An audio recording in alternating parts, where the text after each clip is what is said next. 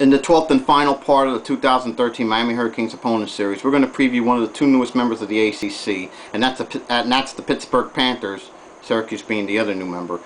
Our opponent in the regular season finale on November 29th at Heinz Field in Pittsburgh.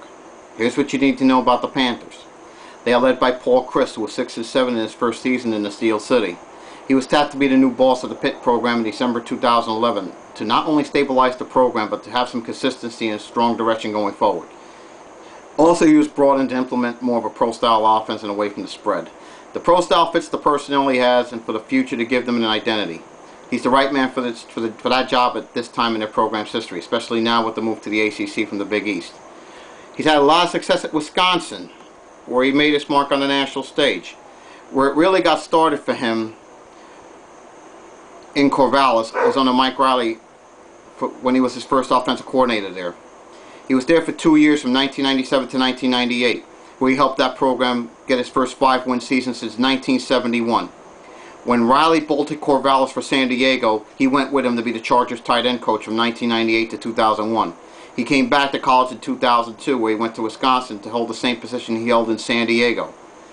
But he would go back west in 2003 to rejoin Riley on his staff from 2003 to 2004. When he came back east to Madison in 2005, he would do so as the co-offensive coordinator and tight end coach.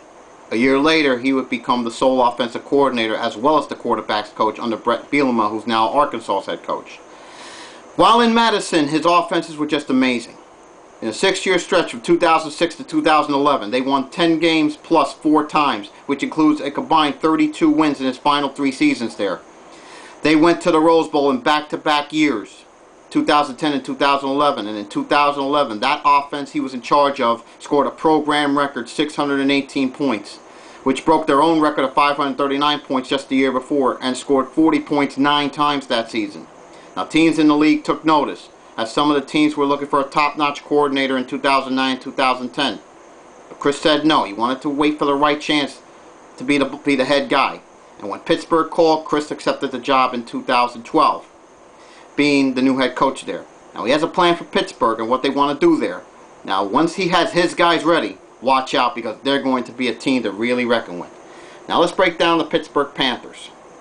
Offensively, what can you say about senior quarterback Tom Savage? Well, he's been named a lot of things. A bust, second coming, transferred twice, and one that just people just say, you know what, he's over and done with. But in 2013, he's going to have a shot at redemption, as he will be the starter for the second time in his career. When he was at Rutgers, he was supposed to be that savior for that program. But in 2010, his career in the Scarlet Knights could not handle the pressure of higher expectations. As a result, he went to the desert, where in Arizona, he sat out the 2011 season as a transfer at the time, because he had played right away for Rutgers. But a not-so-funny thing happened along the way. In 2011, it was supposed to be Savage's redshirt sophomore season. But in that offseason, the Wildcats hired Rich Rodriguez. As a result, he decided to transfer to Pittsburgh, where he came on as a walk-on transfer in 2012. He had to sit out all last season because the NCAA has transfer rules there. In the spring, he was going to compete for the starting job during spring drills. Now, this is the MO on Savage. This guy has a rifle arm that can succeed at the next level. The downside here is the accuracy isn't there as much. His footwork is pretty slow, and given the trouble with their O-line, that will be an issue if he cannot be protected as much. Savage gives Chris the option of a pure pocket passer, but they could go more the athletic route in either redshirt freshman Chad Wojcik or freshman Trayvon Chapman. With them in the mix, their future is very bright. With Savage behind center, the other two quarterbacks can get more used to the college game, and the offense flourishes at the same time. One thing that must be clear about Tom Savage, that Paul Chryst and his staff are going to have to understand. Turnovers, the occasional mental mistake, and the lack of Savage's mobility in the pocket comes with that package. So they're going to have to make the decision to do they want to go Savage long term, or do they want to go more with the true freshman. Now the receiving core is getting Devin Street back. Now this guy could have a 100-catch season. He had almost 1,000 yards receiving last year on 73 receptions. Especially when you're an all-ACC receiver like he is, and has a big-time quarterback to work with in Savage. Now this could be a very special season for him. He's their go-to guy here, a la Larry Fitzgerald back in the day. Now after Street, there's really no one else there of note.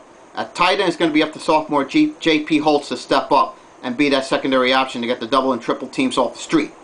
Even though would-be junior Drew Carswell got dismissed from the program over the spring, you might want to keep an eye on Massanet Gardner, who fills in for Carswell at the other tight end. Now, at wide receiver outside the street, they need big-time performances from Kevin Witherspoon, Ed Tinker, and Ronald Jones. Otherwise, they'll go a youth movement with Tyler Boyd being the main guy there. As for the running game, losing sophomore Russell Shell hurts by a transfer. It hurts him long-term, not short-term. Now, their staff had big plans for him, as he was expected to develop into one of the top backs in the conference over time. As for this season, they should be fine with junior Isaac Bennett returning and the ability to be the man that's the go-to back. He's not an explosive back, but he's a patient back, and in Chris's system, that's important. If he stays healthy, this could be a guy that makes a run at a 1,000-yard season. As for the wide receivers, depth is the big issue here as well. After sophomore Malcolm Crockett, they don't have anyone else of note here. As for the offensive line, this group is going to have for the opener on Labor Day versus FSU at home the following: 2 freshmen and a converted D lineman. Now, while they'll have to go back to their regular positions, senior Corey King and junior Matt Rotherham will go back to the guard spots. King on the left, Rotherham on the right. If Pitt wants to have a very good running game and running between the tackles, their upperclassmen are going to have to step up on the inside. That means they can insert Gabe Roberts at center, but you have a question you have to ask yourself. Can you start redshirt freshman Adam Biswani at left tackle and former defensive lineman T.J. Clemmings at right tackle? Don't expect that for too long, though, especially on the right side, because they have very high hopes for 5-star prospect Dorian Johnson to ultimately win that job from day one at right tackle. Well, he'll learn the season, but he's going to ultimately be the guy there. Now, bottom line, here's what Pitt has on the offensive line coming into this season. Redshirt freshman Biswani, left tackle. King at left guard, the only returning starter that moves over. One of two, sorry. Redshirt freshman center and Roberts, a returning starter at right guard, moving over in Rotherham. And either a converted defensive lineman in Clemmings or Johnson wins that job at right tackle. This is going to be very interesting to see how this plays out. Now, while the offense has some questions, the same cannot be said with the defense. This is a pretty good defense coming back. Now, they'll be up there with the likes of FSU and Virginia Tech as one of the better defenses in the conference. This could be one of the surprises this year. However, there are 2 issues coming into the season that needs to be looked at: defensive end and free safety. Nonetheless, they have the talent to be one of the better Ds in the ACC. Now, the leader of that defense is senior Aaron Donald at defensive tackle. He had 18.5 tackles for loss and 64 tackles overall in 2012. Now, this guy is an All-American, and you'll see him drafted very high in the next NFL draft. He's the kind of guy that could blow up opposing offenses. Now, this guy is clearly the best lineman in the ACC. Now, along with Donald, they have senior nose tackle Tyrone Ezell back. He had 39 tackles, with 7 of those being for loss in 2012.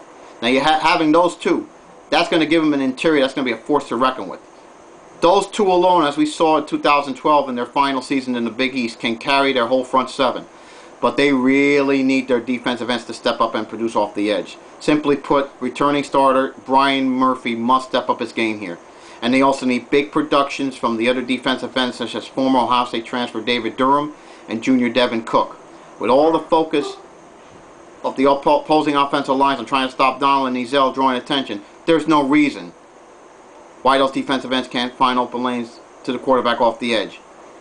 The lack of a pass rush off the edge really holds them back from being a top 10 defense nationally.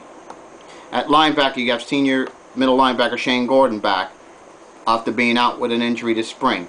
They also got that. Well, while he was out, they got a very good look at redshirt freshman Mike Caparo, who will be Gordon's backup this season. However, Caparo is going to have an impact in certain packages they use. On the outside, look for Todd Thomas to be the starter on the weak side, and the converted quarterback Anthony Gonzalez on the other side. Now, in the spring, they look very good. The depth here is very good, albeit this very young. But when you have a stud like Donald on the D line, there will be plays to be made here. In the secondary, the only question here is at free safety. Here they were supposed to have converted linebacker Eric Williams be the guy there. But after he was booted off the team this spring, they're going to have to go with senior Jason Hendricks at the free safety spot. He had 6 interceptions and 90 tackles. And former Michigan transfer Ray Vindepaul to move into a starting role. Their cornerbacks are very solid, and with Koan Williams and Lafayette Pitts back, if they get those safety positions worked out, this secondary is going to be one few teams are going to want to throw on. Now we go to special teams. Well, here's the thing. You feel bad for Kevin Harper because of the one kick he missed against Notre Dame. But overall, he had a very good career. But he's gone now and will have to be replaced. They're going to look to either Drake Greer, a former walk-on, or incoming freshman Chris Blewett, who Chris recruited in the last class. Now, that should be one to watch there. Now, at punter, they're good with senior Matt Yolich back. This is one of the better punters in the ACC. The return game needs a lot of work, though. Who will be the ones to step up at kick returner and punt returner? Now, in closing, the D they have is very good and by themselves can win them 8 to 9 games. The only thing that prevents the Panthers from being a 10 or 11 win team is their offense. They have little to no depth of quality there. If their O-line can't open up the holes for the backs to hit, it'll be a long season in the Steel City because of the fact they don't have a quarterback that can win consistently. Now, as much as I like to see them maybe have a big first year in the ACC with 8 to 9 wins, or maybe 10 or 11 if break goes right. Realistically, I'm going to go no bowl game for Pittsburgh and a 6-6 first season in the ACC. Well, on a personal note, the series is now over. I want to take this time to thank all of you for enduring with me throughout the series. And I want to wish everybody a great college football season ahead. Good luck to your teams. And let's have a very good college football season ahead. Take care. Thank you. God bless.